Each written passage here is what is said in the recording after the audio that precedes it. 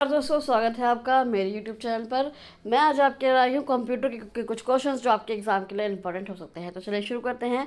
पहला क्वेश्चन है, निम्नलिखित में से कौन सी मेमोरी केवल पढ़ने के लिए होती है? कौन सी मेमोरी होती है जो केवल पढ़ने के लिए होती है? रीड ओनली मेमोरी होती है, तो वो होती है रोम। कौन सी? रोम।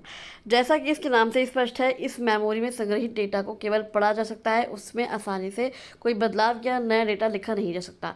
एक नॉन वोलेटाइल मेमोरी है। यह एक नॉन वोलेटाइल मेमोरी है, एक स्थायी मेमोरी है, जिसका मतलब है कि कंप्यूटर बंद होने पर भी इसका डेटा डिलीट नहीं होता। इसमें कंप्यूटर को बूट शुरू करने वाले ज़रूरी निर्देश जैसे बायोस होते हैं। नेक्स्ट क्वेश्चन आता है, कंप्यूटर में पोस्ट का संबंध किससे है? पोस्ट का संबंध किससे है? तो वो है पावर ऑन सेल्फ टेस्ट। क्या है? Power on self test. Post क्या है और कैसे काम करता है? जब आप अपने कंप्यूटर या लैपटॉप का पावर बटन दबाते हैं, तो ऑपरेटिंग सिस्टम जैसे विंडोज़ हो गया या मैकोस हो गया कि लोड होने से ठीक पहले, जब वो लोड होता है तो उससे ठीक पहले post power on self test की प्रक्रिया होती है। यह कंप्यूटर के बायोस द्वारा चलाया जाने वाला, किसके द्वारा? बायोस द्वारा चलाया जाने वाला, बेसिक इनपुट आउटपुट सिस्टम द्वारा चलाया जाने वाला एक प्रारंभिक एग्नोस्टिक प्रोग्राम होता है। इसका मुख्य काम यह सुनिश्चित करना होता है कि कंप्यूटर के सभी मुख्य हार्डवेयर पुर्जे सही तरीके से काम कर रहे हैं या फिर नहीं।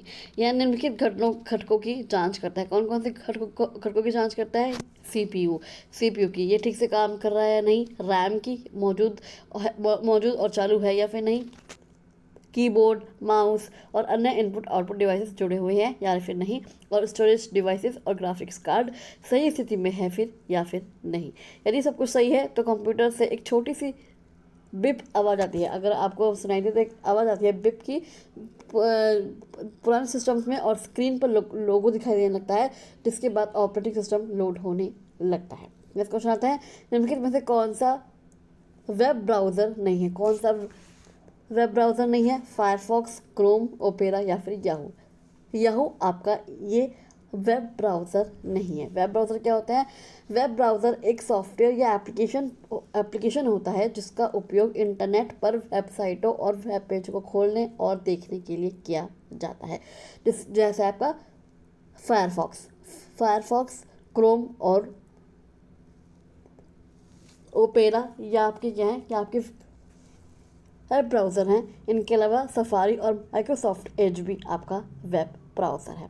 लेकिन याहू क्या है? याहू आपका एक सर्च इंजन है। क्या है? सर्च इंजन है। इसका उपयोग इंटरनेट पर जानकारी, इमेज, वीडियो या वेबसाइट को खोजने के लिए किया जाता है। नेक्स्ट क्वेश्चन आता है, डीएनएस का फुल फॉर्म क्या है? डीएनएस का पूर्ण रूप क्या है? तो डीएनएस का पूर्ण रूप है आपका डोमेन नेम सिस्टम। क्या है? Domain name system. DNS internet की फ़ोन बुक की तरह काम करता है। क्या करता है? इंटरनेट की फ़ोन बुक की तरह काम करता है। हम इंसान वेबसाइटों को उनके नाम से याद रखते हैं, जैसे www.google.com या फिर www.youtube.com, लेकिन कंप्यूटर और इंटरनेट केवल नंबरों की भाषा समझते हैं, जिन्हें हम कहते हैं आईपी एड्रेस। क्या है? IP address. जैसे 142, 250, 190, ये आईपी एड्रेस होते हैं। तो डीएनएस का क्या काम होता है? जब आप अपने ब्राउज़र में किसी वेबसाइट का नाम टाइप करते हैं तो क्या करता है? डीएनएस उस नाम के संबंधित आईपी एड्रेस में बदल देता है, ताकि आपका कंप्यूटर सही वेबसाइट के सर्वर से जुड़ सके। डीएनएस उसको कन्वर्ट कर देता है नंबर में। यदि डीएनएस ना हो तो हमें इंटरनेट पर हर एक वेबसाइट को खोलने के लिए उसका लंबा और मुश्किल आईपी एड्रेस याद रखना पड़ेगा। नेक्स्ट क्वेश्चन आता है, कंप्यूटर की घड़ी की गति किस में मापी जाती है? जो क्लॉक स्पीड है कंप्यूटर की, वो किस में मापी जाती है? तो मापी जाती है हर्ट्स में। किसमें? हर्ट्स में। कंप्यूटर के प्रोसेसर की जो क्लॉक स्पीड हो, मुख्य रूप से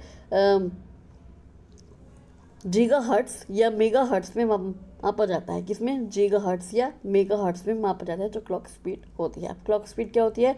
क्लॉक स्पीड यह बताती है कि आपका प्रोसेसर एक सेकंड में कितने चक्कर या निर्देश प्रोसेस कर सकता है। जो आपका प्रोसेसर है वो एक सेकंड में कितने निर्देश प्रोसेस करता है। यदि किसी प्रोसेसर की स्पीड 3.2 गीगाहर्ट्ज़ है, कितनी है? 3.2 गीगाहर्ट्ज़ है, तो इसका मतलब है कि प्रोसेसर एक सेकंड में लगभग 3.2 अरब गणना या चक्र पूरे कर सकता है। 3.2 बिलियन गणना चक्र पूरे कर सकता है। क्लॉक स्पीड जितनी ज़्यादा होगी कंप्यूटर उतनी ही तेज़ी से आपका काम करेगा। नेक्स्ट क्वेश्चन आता है, निम्नलिखित में से कौन सा आउटपुट डिवाइस है? जॉयस्टिक, स्कैनर, प्लॉटर या माइक्रोफोन? तो आपका प्लॉटर एक आउटपुट डिवाइस है। प्लॉटर एक आउटपुट डिवाइस है जो प्रिंटर की तरह ही काम करता है। इसका उपयोग बड़े आकार के उच्च गुणवत्ता वाली graphics, chart, engineering drawing, construction map और बड़े बैनर प्रिंट करने के लिए किया जाता है। प्रिंटर जहां डॉट्स का उपयोग करता है, प्रिंटर किसका करता है? डॉट्स का उपयोग करता है। वहीं प्लॉटर छवियों को खींचने के लिए निरंतर रेखाओं और विशेष पेन का प्रयोग करता है। नेक्स्ट क्वेश्चन आता है, www.google.com में .com क्या कहलाता है? क्या कहता है? .com क्या कहलाता है? तो .com आपका कहलाता है डोमेन एक्सटेंशन। क्या? Domain extension. और इसे TLD टॉप लेवल डोमेन भी कहा जाता है। अब ये डोमेन एक्सटेंशन क्या होता है? जब हम किसी वेबसाइट का पता देखते हैं, किसी वेबसाइट का URL देखते हैं, तो उसके सबसे आखिरी हिस्से को जो डॉट के बाद आता है उसे हम कहते हैं डॉट एक्सटेंशन। और यह दर्शाता है कि वेबसाइट किस प्रकार की संस्था की है या क्या वह किसी देश से संबंधित है। मान लीजिए .com ये कॉमर्शियल है, वेबसाइटों के लिए सबसे लोकप्रिय है। .org ऑर्गेनाइजेशन की है या लाभकारी संगठनों या संस्थाओं की है। .edu एजुकेशन से लीड है, शैक्षणिक संस्थाओं जैसे स्कूल या यूनिवर्सिटी के लिए। .gov गवर्नमेंट और सरकारी वेबसाइट के लिए। .in आता है, यह इंडिया के है, यह देश को दर्शाता है, जैसे भारत के लिए .in, अमेरिका के लिए .us। नेक्स्ट क्वेश्चन आता है, किसी फाइल को रिसाइकिल बिन से हटाने के बाद स्थायी रूप से हटाने हेतु कौन सी शॉर्टकट की प्रयोग होती है? कि हमने किसी फाइल को जो रिसाइकिल बिन से हटा दिया लेकिन हमें परमानेंटली डिलीट करना है, तो कौन सी शॉर्टकट की होती है? तो वो होती है शिफ्ट प्लस डिलीट। कौन सी? Shift plus delete. आमतौर पर जब हम कंप्यूटर में किसी फाइल को केवल डिलीट बटन दबाकर हटाते हैं तो वह पूरी तरह से डिलीट नहीं होती बल्कि रिसाइकिल बिन में चली जाती है। ये एक सुरक्षा कवच की तरह काम करती है, ताकि अगर आप गलती से कोई फाइल डिलीट हो जाए तो आप वहाँ से वापस ला सकते हैं। लेकिन अगर हम किसी फाइल को सिलेक्ट करके कीबोर्ड पर एक साथ शिफ्ट प्लस डिलीट बटन दबा देते हैं तो वह फाइल रिसाइकिल बिन में जाए बिना स्थायी रूप से परमानेंटली डिलीट हो जाती है। उसके बाद इस फाइल को सामान्य तरीके से रिस्टोर नहीं किया जा सकता। नेक्स्ट क्वेश्चन आता है, निम्नलिखित में से कौन सा एप्लीकेशन सॉफ्टवेयर है? कौन सा एप्लीकेशन सॉफ्टवेयर निम्नलिखित में से? विंडोज़, लाइनक्स, MS एक्सेल या फिर एंड्रॉयड? तो MS एक्सेल आपका एक एप्लीकेशन सॉफ्टवेयर है। जो कंप्यूटर सॉफ्टवेयर होते हैं उन्हें दो भागों में बांटा जाता है, सिस्टम सॉफ्टवेयर और एप्लीकेशन सॉफ्टवेयर। एप्लीकेशन सॉफ्टवेयर क्या होते हैं? ये वे सॉफ्टवेयर होते हैं जिन्हें किसी विशेष कार्य को पूरा करने के लिए बनाया जाता है। क्या होता है? जिन्हें किसी विशेष कार्य को पूरा करने के लिए बनाया जाता है। यूज़र सीधे इन पर काम कर सकते हैं। जैसे MS एक्सेल हो गया, यह एक एप्लीकेशन सॉफ्टवेयर है जिसका उपयोग डेटा को टेबल में व्यवस्थित करने और चार्ट बनाने के लिए किया जाता है। अन्य कौन कौन से एप्लीकेशन सॉफ्टवेयर के? व्हाट्सएप है, गूगल क्रोम है, फोटोशॉप है और MS वर्ड है। नेक्स्ट क्वेश्चन आते हैं, एक टेराबाइट में कितने गीगाबाइट होते हैं? एक टेराबाइट में कितने गीगाबाइट होते हैं? तो होते हैं 1024। कितने? 1024। ये सब है, बीट हो गया, बाइट हो गया, मेगाबाइट हो गया, गीगाबाइट हो गया, 1024 की गिनती करे जाते हैं। कंप्यूटर मेमोरी और डेटा स्टोरेज को मापने के लिए बाइनरी सिस्टम का प्रयोग किया जाता है। कितना? इसका आंसर है 1024, जिसमें गणना की घात मतलब 2 की पावर 10 के आधार पर होती है। इसी वजह से हर अगली बड़ी इकाई पिछली इकाई की 1024 गुना होती है। डेटा स्टोरेज को बेहतर तरीके से समझने के लिए मैं आपको एक टेबल दिखाऊंगी, वो आप एक टेबल देख सकते हैं। 1 किलोबाइट में 1024 बाइट हैं, 1 मेगाबाइट में 1024 किलोबाइट हैं, 1 गीगाबाइट में 1024 मेगाबाइट हैं, 1 टेराबाइट में 1024 गीगाबाइट हैं और एक पेटाबाइट में आपके 1024 टेराबाइट हैं। यदि आपके पास एक टेराबाइट की एक हार्ड डिस्क या SSD है तो इसका सीधा सा मतलब है कि उसमें लगभग 1024 गीगाबाइट डेटा स्टोर किया जा सकता है। नेक्स्ट क्वेश्चन आता है, कंप्यूटर में ALU का मुख्य कार्य क्या है? क्या है? अर्थमेटिक लॉजिक यूनिट का मुख्य कार्य है तो अंगणितीय एवं तार्किक क्रियाएं करना। क्या करना? अर्थमेटिक एवं तार्किक क्रियाएं करना। ALU का पूरा नाम का अर्थमेटिक लॉजिक यूनिट है। यह कंप्यूटर के दिमाग यानी CPU का एक सबसे महत्वपूर्ण हिस्सा होता है। इसका मुख्य कार्य क्या क्या होता है? अंगणितीय क्रियाएं करना। इसके अंतर्गत बुनियादी रणनीतियाँ गणनाएँ आती हैं, जैसे आपका जोड़ करना, घटाव करना, गुणा करना और भाग करना। उसके बाद तार्किक क्रिया आती हैं, इसके अंदर तुलना करने वाले कार्य आते हैं, जहाँ कंप्यूटर को निर्णय लेना होता है बराबर है या नहीं, कम है या ज़्यादा है, एंड और नॉट, जैसी तार्किक शर्तें आती हैं, लॉजिक कंडीशंस आती हैं।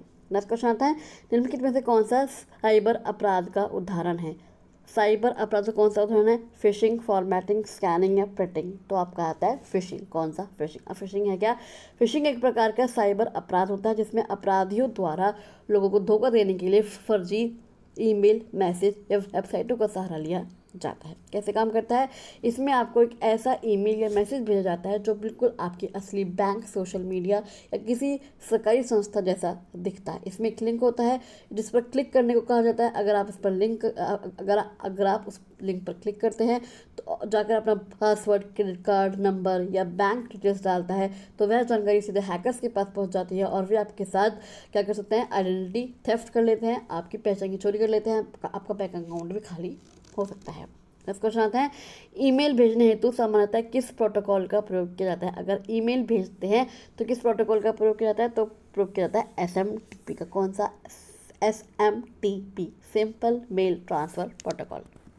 कौन सा? Simple mail transfer protocol. जैसे कि इसके नाम से भी पता चलता है, ये इंटरनेट पर एक कंप्यूटर दूसरे कंप्यूटर या सर्वर से दूसरे सर्वर पर ईमेल भेजने के लिए नियम का एक सेट है। जब आप अपने ईमेल अकाउंट से किसी को मेल भेजते हैं तो वह मेल SMTP प्रोटोकॉल के जरिए ही आपके मेल सर्वर तक और फिर वहाँ सामने वाले के मेल सर्वर तक पहुंचता है। इसे आप इंटरनेट का डाकिया भी कह सकते हैं। नेक्स्ट क्वेश्चन आता है, भारत सरकार की डिजिटल पहचान प्रणाली क्या कहलाती है? क्या कहलाती है भारत सरकार की डिजिटल पहचान प्रणाली? तो वो कहलाती है आधार कार्ड। क्या? आधार कार्ड। आधार कार्ड क्या है? आधार भारत सरकार द्वारा भारत के निवासियों को जारी की जाने वाली 12 अंकों की एक विशिष्ट पहचान संख्या होती है। एक यूनिक आइडेंटिफिकेशन नंबर होता है। इसे UID द्वारा जारी किया जाता है। यह केवल एक पहचान पत्र नहीं है बल्कि यह व्यक्ति के बायोमेट्रिक डेटा, उंगलियों के निशान और आँख की पुतली का स्कैन और डेमोग्राफिक डेटा, नाम, पता, जन्मतिथि पर आधारित एक डिजिटल पहचान प्रणाली है। इस क्वेश्चन आता है, निम्नलिखित में से कौन सी संख्या प्रणाली कंप्यूटर द्वारा प्रत्यक्ष रूप से समझी जाती है? कौन सी संख्या प्रणाली है जो कंप्यूटर द्वारा प्रत्यक्ष रूप से समझी जा सकती है? डेसिमल, ऑक्टल, बाइनरी या फिर हेक्साडेसिमल। तो इसका आंसर है बाइनरी। कौन सा? बाइनरी। कंप्यूटर केवल बाइनरी भाषा ही समझता है। बाइनरी संख्या में 2 अंक होते हैं, 0 और 1, इन्हें बिट्स कहा जाता है। कंप्यूटर एक इलेक्ट्रॉनिक मशीन है जो लाखों करोड़ों छोटे छोटे ट्रांजिस्टरों से मिलकर बनी होती है। ये ट्रांजिस्टर बिजली के स्विच की तरह काम करते हैं जिनकी केवल 2 स्थितियाँ होती हैं, 0 या फिर 1। 0 का मतलब है ऑफ, जब सर्किट में बिजली का प्रवाह नहीं होता, और 1 का होता है ऑन, जब सर्किट में बिजली का प्रवाह होता है। जो कि कंप्यूटर के इलेक्ट्रॉनिक प्रक्रिया केवल चालू या बंद की स्थिति को पहचान सकते हैं। इसलिए कंप्यूटर हमारे द्वारा दिए गए किसी भी डेटा, जैसे टेक्स्ट हो गया, फोटो हो गया, वीडियो होगा, को पहले बाइनरी संख्या में कन्वर्ट करता है और फिर उसे सीधे समझता है। तो चलिए अभी के लिए बस इतना ही। आई होप आपको एक क्वेश्चन अच्छे लगे होंगे या MCQs वीडियो अच्छी लगी होगी। अगर आपको वीडियो अच्छी लगी तो आप इस वीडियो को लाइक कर सकते हैं, शेयर कर सकते हैं और इस चैनल को सब्सक्राइब करके ज़रूर जाएगा। तो मैंने मैंने आपको पहली वीडियो में बताया था कि मैं आपसे ठीक मिलूंगी 5 बजे हर एक वीडियो के साथ, हर दिन एक नई वीडियो के साथ। तो चलिए अभी के लिए बस इतना ही। मैं आपसे कल शाम मिलती हूँ ठीक 5 बजे। तब तक के लिए थैंक यू सो मच।